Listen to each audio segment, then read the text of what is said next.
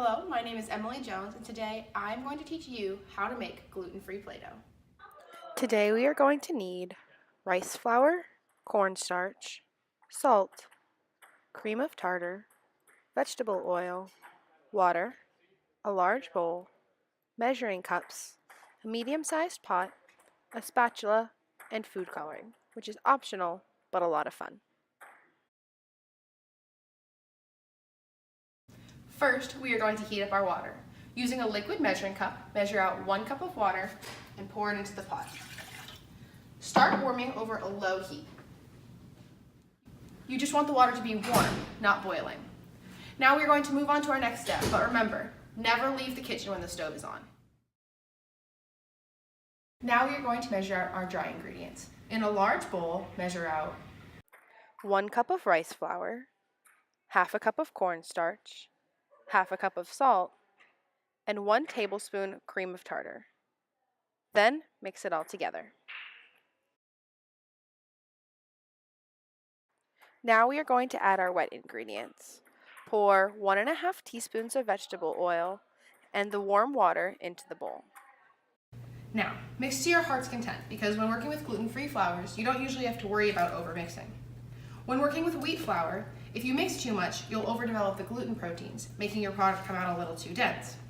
That's why people mix dry ingredients and wet ingredients separately. I still like to mix ingredients separately just to make sure everything is evenly divided.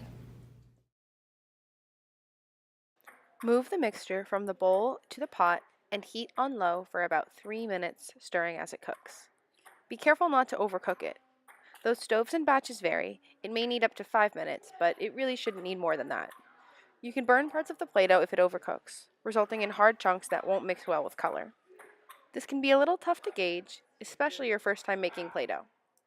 When the dough starts pulling away from the sides easily and starts looking like a dough instead of a paste or a batter, that's how you'll know it's done. At this point, you want to remove your dough from your pot so that it can set out to cool for a few minutes. That way it won't be too hot when you need it. This is my favorite part of the Play-Doh making process. Using the bottom of your hands next to your wrists, Press firmly into the dough. Fold the dough over itself and repeat.